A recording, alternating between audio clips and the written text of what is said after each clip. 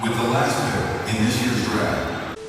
Let me first start off by saying that I really like Spencer Rattler as a football player. He was the first college football player that I followed from the beginning of his college career to the end of his college career. I remember watching a game back in 2021 and I was like, damn, I really wish the Saints would get him. But I thought to myself, the Saints will never be that bad to pick up a guy like this. And as his college career played out, we now realize that he didn't go number 1 overall like we thought he would. He ended up falling into the 5th round. But let me tell you this, when I saw that the New Orleans Saints picked him up with their 5th round pick, I was excited because I watched him in college and I thought, damn, we got a steal. And I still to this day think that we got a steal in Spencer Rattler. But the real question is, does the Saints organization and Jaylen Miro feel the same way? I will be the first to tell you that I do not know what's going on in the Saints organization. So I won't tell you that they're really high on Spencer Rattler, even though it came out that the organization does like him. But again, what do we know? We're not Mickey Loomis and Gail Benson. Oh yeah, and we're not Jaylen Miro either. Jaylen Miro did speak highly of Spencer Rattler, but is that enough for him to give him the starting job? Or is it enough to say that Jaylen Miro trusts Spencer Rattler to be his guy? Remember, Spencer Rattler is Clint Kubiak's pick, and I would like to believe that no new head coach wants to be saddled to a project guy of the previous regime. However, if the New Orleans Saints decide to roll with Spencer Rattler, I'm gonna be real honest with you guys, I would be excited. Yep. I feel like the results for Spencer Rattler will be different if he had a whole offseason to be the guy versus last year with the whole QB2 situation and Dennis Allen being the weasel that he is.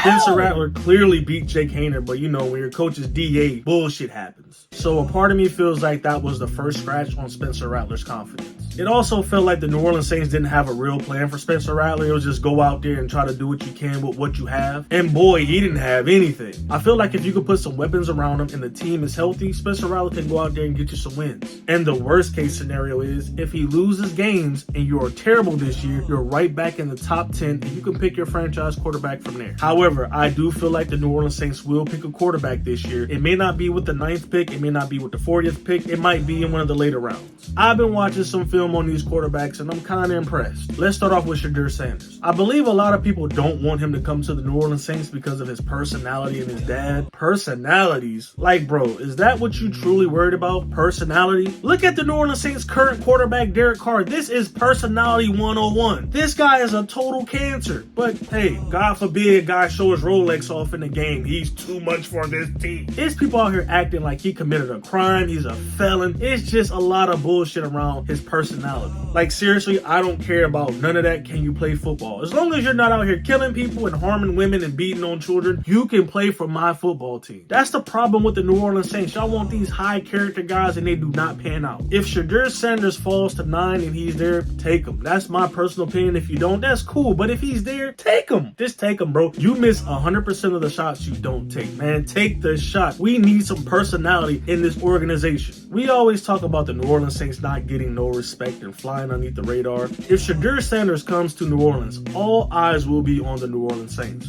It could be a good thing, it could be a bad thing. It just depends on how you're looking at it. And again, I look at it as a good move if you take him at 9. If he's there, take him. Now, if he isn't there at 9 and you decide to get a big time pass catcher like Tedroy McMillan, that's perfectly fine too. Build up your offense for Spencer Rattler. Hey, it can't hurt. And again, if it doesn't work out with Spencer Rattler, then next year you can draft your quarterback. I don't know what the deal is with Arch Manning. People like to just throw that name out there. Like, what has Arch Manning done? He hasn't done anything on the college level at this point. Haven't even started a full college season. But for some reason, y'all just expect him to be the savior of our franchise. Why? Because his granddad played for the New Orleans Saints and it's a feel-good moment and the name on the back of the jersey and his uncles? Absolutely not. As of the moment that I'm recording this video, Arch Manning hasn't shown me anything. And even if Arch Manning has a great year, how do you know that he's coming out in next year's draft? How do you know that you're going to be in position to even draft him? The New Orleans Saints would have to have a terrible, terrible season for you to get the #1 pick and actually draft somebody like Arch Manning if he happens to be that good. In the Katrina year, the Saints won 3 games and they only had the 2nd overall pick. We won 5 games this year and we got the 9th pick. Do you know how bad you gotta be to get the 1st overall pick these days? Damn near a winless season. But I digress. Another name that's on the list is Jackson Dart. Now, I don't mind us drafting Jackson Dart. From the film that I saw, he's a really good quarterback. There are some consistency issues, but I can say this, each year of his college career, he's gotten better. And that's what you like to see. You like to see steady progression. And if that's the case, you would think he would raise his game whenever he gets to the NFL. Now, I personally would not draft him with the 9th overall pick. I would definitely draft him with the 40, but I don't know if he will be there at 40. So if you want to make a deal to get right back into the first round to try to get that 5th-year option on him, go ahead, be my guest. And if that is the case, I hope the Saints do their due diligence and do not just throw him into action over Spencer Rattler. At least let Spencer Rattler go out there and show what he can do. If Spencer Rattler go out there and he just so happens to get us into the playoffs, please do not be like Jackson Dart is Kellen Moore's guy. Forget Spencer Rattler. Unless Jackson Dart goes into camp and straight up beats Spencer Rattler out, there should be no way that he starts over Spencer Rattler this year. Jaylen Miro. Now, I'm not gonna lie to you, I actually like Jaylen Miro, and I understand a lot of people don't. They said he's a one-trick pony, he can't throw the football. This year was terrible. Damn!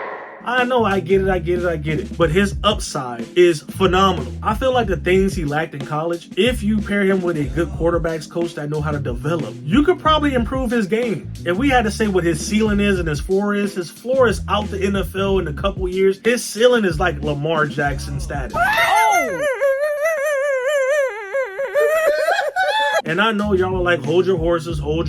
Do not compare him to the 2-time MVP. But this kid has some intangibles that you can't teach. You can't teach speed. I remember my coach back in the day used to say that. And now that I'm a fully grown adult, he's absolutely right. You cannot teach speed, but you can definitely teach throwing mechanics. You can definitely teach patience. If he comes in and he's a student of the game, I can see him being a good quarterback within the next couple years. Now, I would not draft him with the 9th pick or the 40th pick, maybe in the 3rd round, maybe in the 4th round if he's there. He may not be there because a lot of people are saying that his stock has risen. There's a lot of potential in that, and I know a lot of people like to compare him to Anthony Richardson. I do not believe that they are the same. Anthony Richardson played like one college year at Florida, like he was like on the bench and then he started and then all of a sudden his stock just rose. I believe Jaylen Miro is better than Anthony Richardson, but that's just me. If you take him with the 3rd round pick or the 4th round pick or the 5th round pick, I'm okay with that. Another quarterback that I just recently found out about and actually looked at some of his film, I want to say maybe like 2 nights ago, is the kid from Louisville. Now, I get it. He is old as heck. He's about to be 26 when the season starts. That's a 26-year-old rookie. By the time his 5th-year option kicks in, he will be 31. Ain't that something? That's really crazy to think about. When his rookie contract is over, he will be in his 30s. Damn! Let me say that to you one more time. When his rookie contract is over, he will be in his 30s. Damn! And again, as a quarterback, you can play into your 40s. I don't know what the number is for quarterbacks playing into their 40s. It's not that high, but you can play somewhere in between 30 to 37. The guy's like 6'5". They say that he gives Peyton Manning type aura. I don't know, because Peyton Manning is one of the greatest quarterbacks to ever suit up, but I get why they say that. He has a strong arm. He's a big quarterback. Blase.